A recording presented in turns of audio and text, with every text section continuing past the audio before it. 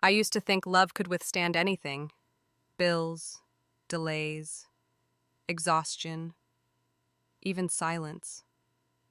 What I didn't realize was that silence can also rot a house from the inside. My name is Mia Carter, 37. I'm not dramatic. I'm not loud. I work in logistics, which is just a fancy way of saying I manage chaos without losing my mind. For 12 years, I thought I was building something solid with my husband, Ethan, a life made of late night talks, takeout dinners, and a dream we whispered about in the dark after long days our own place, a restaurant. Nothing huge, just something that smelled like home and tasted like forever. We saved, religiously, cut corners, skipped vacations. I didn't buy new shoes for 3 years. Every month, I'd transfer a chunk into our Sunrise Fund, named after the restaurant we'd open. He picked the name, so he said it sounded like hope, and I believed him. I believed in him, even when he started coming home late. Even when he changed his cologne and said it was a gift from a vendor. Even when he stopped saying we and started saying I need space. I told myself he was tired, that men go through phases, that maybe I wasn't doing enough to keep us inspired. Stupid. But that's the thing about being in love, you lie to yourself more convincingly than anyone else ever could. I remember the moment it all cracked. It wasn't some big fight. No shouting, no betrayal caught on camera. It was a phone call. A woman, her voice calm, unapologetic. She said, "You should know your husband is dining at Maison Belle with someone who isn't you. Maison Belle." It hit me like a slap. Not because it was some fancy place, but because it was our place. Not in reality, no, but in those dreams. He used to show me pictures of that place and say, "Someday we'll have something like this." And now, he was using our savings to take her there, to live the dream I'd been scraping for. I didn't cry. Not right away. I just sat there, hands still on the steering wheel, heart banging against my ribs like a caged animal. I drove there. Don't ask me why. Maybe I needed proof. Maybe I thought she was lying. Maybe I just wanted to see it for myself. I parked across the street, and there he was, through the glass. Ethan, wearing the blazer I gave him for our anniversary, holding hands with a woman who looked like she belonged in a fragrance ad, laughing, leaning in, pouring her wine with the same gesture he used to use on me. My mouth tasted like metal. I sat in the car for 10 minutes, maybe 20. I watched their whole damn dinner like it was a movie. Except this time, I wasn't the lead. I wasn't even in the frame. When they left, I didn't follow. I didn't scream or throw anything. I didn't want him to know I saw. I went home. I opened the small locked box under the bed. Typed in the code. Empty. The Sunrise Fund was gone. Every cent. I checked our joint savings. Gone. I called the bank just to confirm. He'd closed the accounts 2 weeks ago. 2 weeks. He didn't even bother to tell me. He just erased the future we'd built like it was dust on his sleeve. That night, I stared at the ceiling and listened to the silence. It didn't feel like peace. It felt like betrayal. But I didn't scream. I didn't cry. I opened my laptop, typed in Maison Belle ownership, scrolled through filings, articles, anything I could find. And then, I saw it. Maison Belle was partially owned by a silent investor, and they were looking to sell. A small smile crept across my face. It was the first time I'd smiled in weeks. I closed the laptop, turned off the lights, and whispered into the dark, "Let's begin." They say revenge is best served cold, but I don't think that's true. It's best served calculated, surgical, quiet. The morning after I found out, I made coffee like I always did. French press, 2 sugars, 1 cream. Ethan liked it that way. But this time, I didn't pour a second cup. He'd left early again. No note, no message. It used to bother me. Now it felt like a blessing wrapped in silence. I sat on our small balcony, the same one we used to plan our future on, and opened my laptop. Maison Belle, French-Asian fusion, Michelin aspiring. Pretentious, overpriced, the kind of place that served edible flowers and called it a $30 appetizer. I knew it was doing well, or so it claimed. But businesses lie, and I've spent the last decade managing supply chains. I can smell a weak link before it snaps. their social media inactive, their head chef gone 2 months ago, their Google reviews quietly slipping. I dove deeper. State business registry, ownership filings. And there it was, a 38% stake listed under an LLC, flagged as available for acquisition. A silent investor wanted out. My breath caught, not because it was possible, but because it was suddenly inevitable. I needed help, and I knew just who to call. B. We used to waitress together back in college. Now she ran 2 restaurants, held Michelin stars, and wore vengeance like red lipstick. She picked up on the third ring. Mia. Are you okay? I didn't waste time. I need a favor. And possibly revenge. There was a pause. Then, you always knew how to start a party. By that evening, we were on a call with B's lawyer. I told him exactly what I wanted: an LLC, registered clean, an investment that couldn't be traced back to me. B would be the face, I would be the wallet. And Ethan, he'd keep walking right into the trap. The next 2 weeks were war prep dressed in paperwork. I cashed out what little I had left, liquidated my Roth IRA, sold the sapphire earrings he gave me on our 10th anniversary. They weren't love, they were evidence.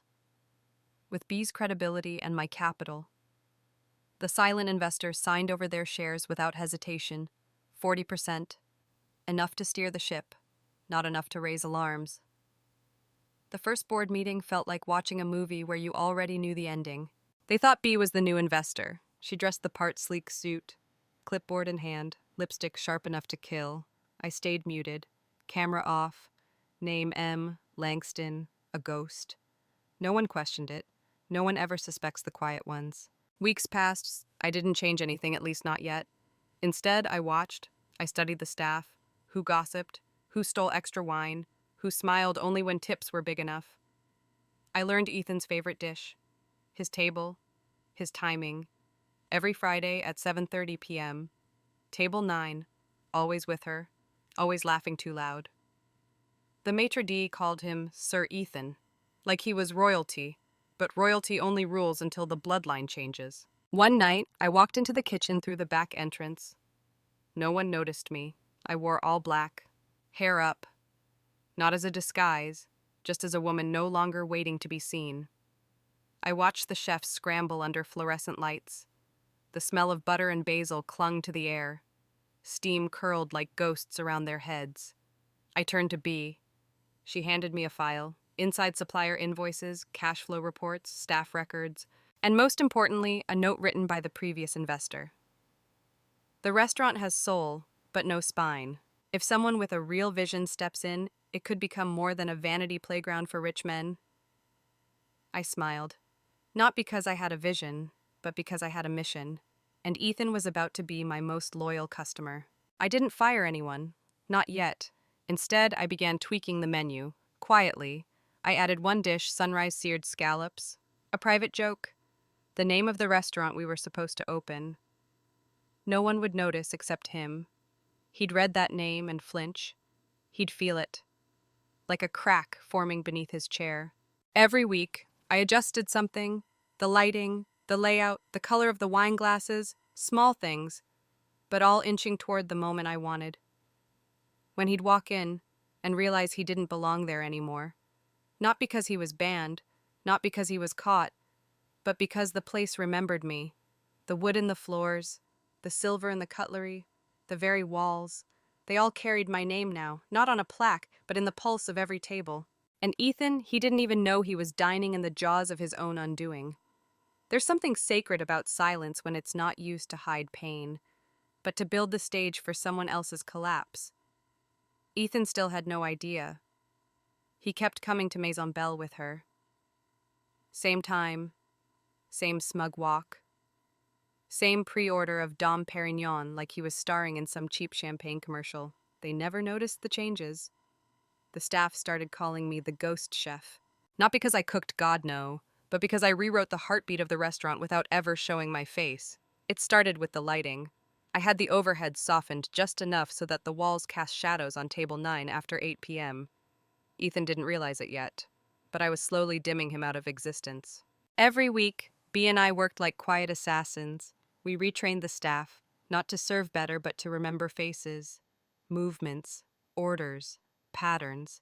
They didn't know the full story, but they knew someone had wronged me. And that was enough.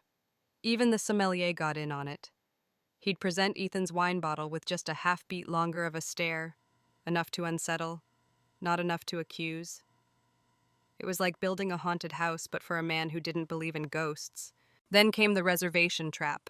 I had the maitre d' begin logging Ethan's visits in a private tracking sheet titled Routine Liars. Every time he showed up, the system flagged it, and every time, I added a note. She laughed too loud tonight. He touched her knee under the table. He didn't tip. It wasn't revenge yet. It was documentation. Because someday, when he finally broke, he'd want to know when it all began. And the answer would be, the moment you took her to my dream. 3 weeks into owning the restaurant, I gave B the signal. It was time. We launched an exclusive, invite-only dinner series at Maison Belle, 5 courses, hand-selected guests, velvet envelopes, custom wax seals. We called it the Founder's Table. Ethan saw the ad on Instagram. Of course he did. He asked for a reservation. We denied him. He tried again through a friend. Still no. He sent an email to the GM. Surely you can make an exception. He wrote, I'm a loyal customer. The GM forwarded it to me. I replied with one sentence. Loyalty isn't measured by receipts. I signed it with my initials M.C. Ethan wouldn't know it was me. Not yet. But he'd feel it. The door he once walked through so easily was now slightly heavier. And every inch he pushed, it groaned with memory. But I wasn't done. There was one more piece I needed. The servers, I handpicked 2 to become observers. They weren't spies. They were artists of subtlety. I trained them to listen not for scandal, but for repetition. What Ethan said when he was drunk. What he promised her. How he referred to me, if at all. Because power is found in the words people think no one hears. And week after week, I collected their lines like bullets. She was too cold. I never really loved her. You know, this is what real feels like. I didn't react, didn't print it, didn't confront. I archived it because the best part of revenge is showing someone who they really are without saying a word. By the end of the 5th week, Maison Belle no longer felt like Ethan's playground. It felt like a memory that wouldn't stay buried, and it was almost time to exhume it. One night, B approached me after closing. She leaned on the counter, eyes narrowed. He's not going to get it, you know. Not until you show your face. I stirred my tea. I don't need him to see me. I need him to feel me. She nodded, but I saw it in her eyes, the need for a finale. A grand, operatic, public moment. I wasn't quite ready. But I had something else in mind. Something quieter, sharper. We designed a private menu, a one-night-only experience, reserved for legacy guests, people who helped Maison Belle survive its supposed downturn. And Ethan got the invite. We made sure of it. His invite came in a black envelope, gilded edges, no sender name. Just a time, a date, and a quote embossed on the flap. The table remembers everything. The night started like all the others. He arrived early, a habit he probably thought made him look important. He walked through the door with her on his arm, laughing at something shallow, wearing that same navy jacket I bought him 5 years ago, the one he once said made him feel like James Bond. I stood behind the observation wall in the kitchen, hair tucked into a cap, apron tied tight. No one noticed me. B stood beside me, arms crossed. She's wearing Chanel, she muttered. I didn't respond. I wasn't looking at her. I was watching him. He didn't look like a man in control. Not anymore. He looked like someone pretending to own a room that no longer wanted him there. The hostess smiled and led them to table 9. It was always table 9. It sat in the center of the floor, just under the chandelier. He used to say it made him feel like the main character. But tonight, he wasn't the lead. He was the lesson. Their menus were preset. That was the rule of the legacy dinner. No substitutions, no special orders, 5 courses, 5 messages. The first plate arrived, a delicate amuse-bouche and oyster served in a black ceramic spoon, resting on a bed of salt crystals. The server placed it down and said quietly, "From the sea, where secrets sink, and the dead don't rise." He didn't understand it. Of course he didn't. But she looked at him, just for a second, like she was wondering what he hadn't told her. Good. Let the doubt begin. Second course, a small slice of foie gras, wrapped in gold leaf, resting on a toast made from scorched rye. A dish dressed in wealth, the server explained, but burned underneath. He chuckled. I like the drama, he said, not knowing he was the script. Third course, a risotto creamy, rich, decadent, infused with saffron and shaved black truffle. A classic dream, the note read beneath the plate, stirred until the color fades. His smile faltered, just a little. He touched his temple, looked around the room like it had gotten smaller. It had, because it wasn't his anymore. Fourth course, scallops. But not just any scallops. Sunrise seared scallops, pan-seared to a golden crisp, laid gently across a bed of citrus foam, and finished with a drizzle of champagne glaze. When the server set the plate down, he leaned in and asked, "Who came up with the name?" The server smiled. It came from a dream someone had, but someone else lived it instead. He froze, fork midair, eyes locked on the name. He remembered. I saw it in the way his fingers trembled. The way he looked at the plate like it was a ghost, like because I was. Final course, dessert, a dark chocolate sphere, placed over dry ice so it arrived in a cloud of smoke. When cracked with a spoon, it revealed a single card inside. He tapped it with the spoon. It opened slowly. His lips moved as he read the words. Loyalty isn't measured by receipts.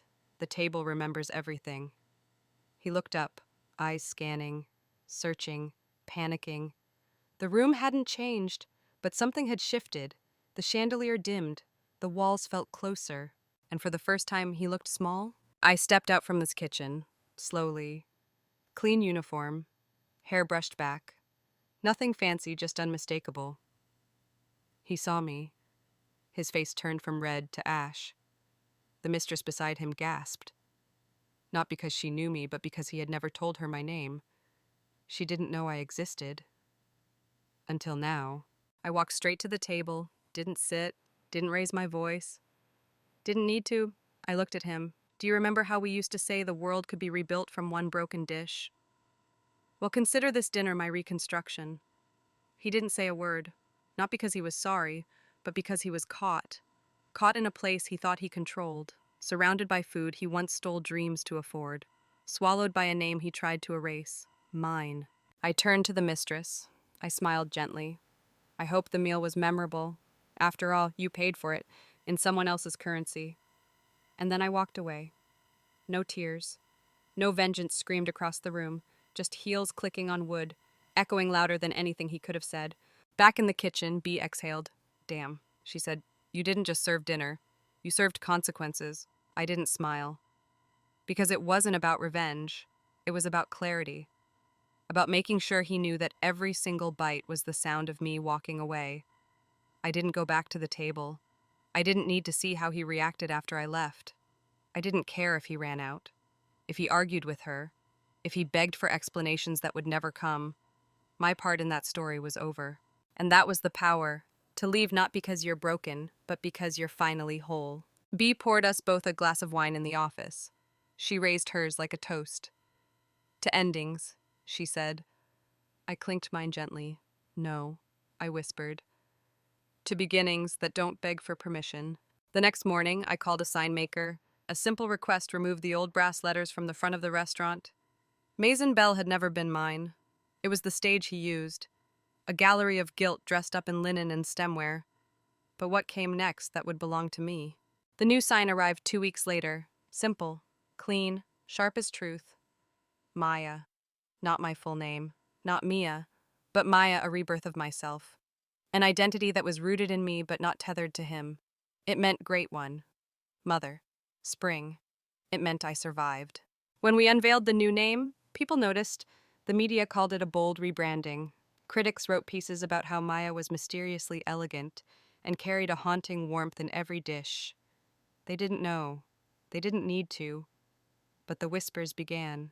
She used to be married to someone. Wasn't this place involved in some scandal?